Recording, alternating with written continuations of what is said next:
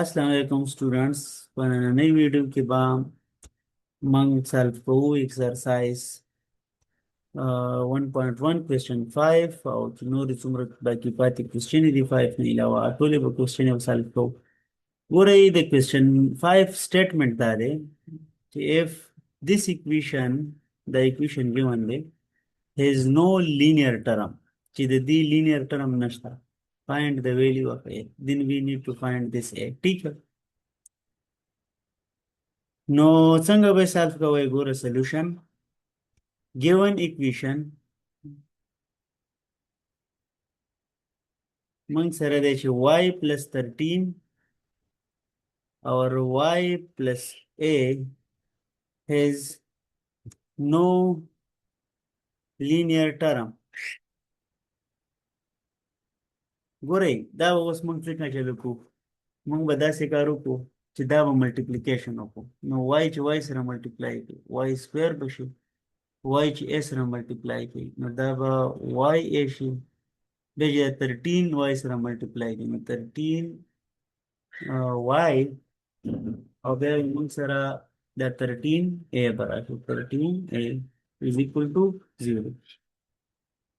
اوس انفارمیشن په دې کې داسې دی چې لینیر ټرم نشته مطلب دا شی دې نه لرې کړي دا لینیر ټرم دی. د دې نشوالي مطلب دا دی چې دا شیز پکې زیرو دی.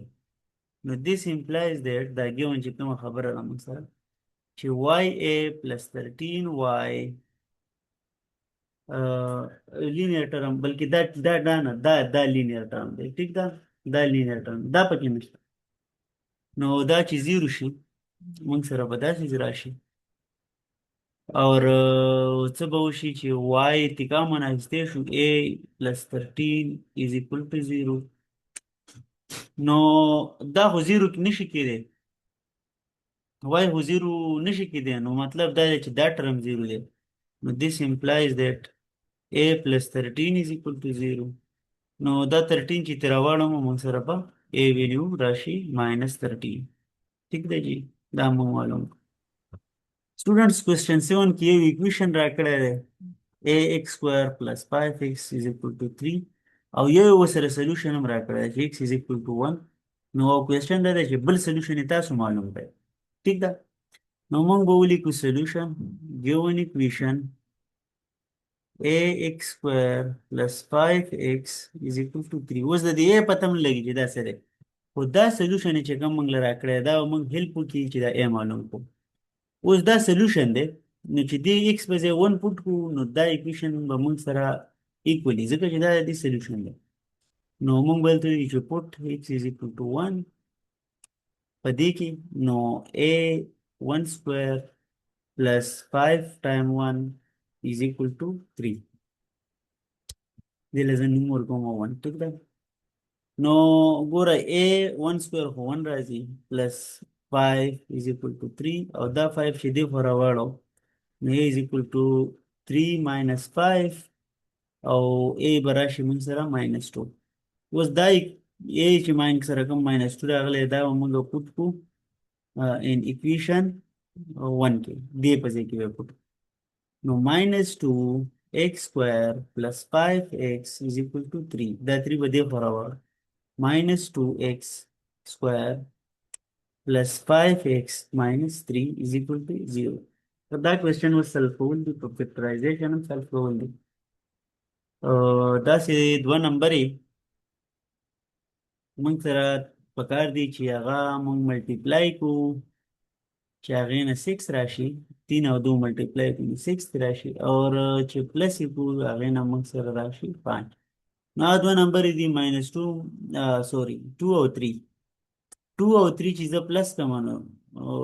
ملټیپلای کمانو 6 راځي او 2 او 3 چیزه پلس کمانو 5 راځي د 5x په ځای به 2 3 ولیکم -2x square और plus 2x plus 3x minus 3 is equal to 0. दे पहले दो टर्मों नजर 2x का मना हिस्टेशन जल्द माइनस दा माइनस ममते का मना जल्द बस जस्ट x पातिशी दिसे कि वह सरा राशि x और दल्त राशि सरा 1 ठीक है. दिसेबल ना चीज़ -3 का मन कमाना x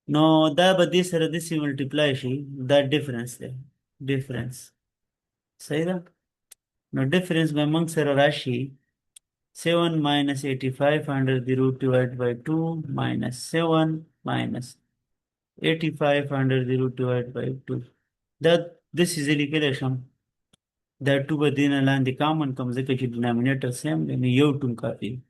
نو دا 7 او 7 به کینسل شي دې نه به راشي minus 2 ټایم minus 2 پیر 85 ځکه چې یو 85 بل 85 2 پیر 85 minus 2 ټایم under the root 85 divided by 2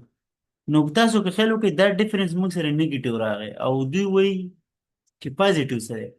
نو دا موږ سره چې کوم ډیفرنس دی دا نه غواړي او صحیح ده موږ به څه وکړو د دې نه به دا ماینس کړو ځکه چې موږ دې نه دا ماینس کړو دا ماینس دا نو هغې نه نیګیټیو رالو اوس به دې نه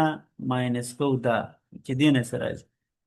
نو 7 plus 85 under the root divided by 2 minus 7 minus under the root 85 divided by 2 نو دا ډیفرنس موږ سره څه رالو ډیفرنس رالو 7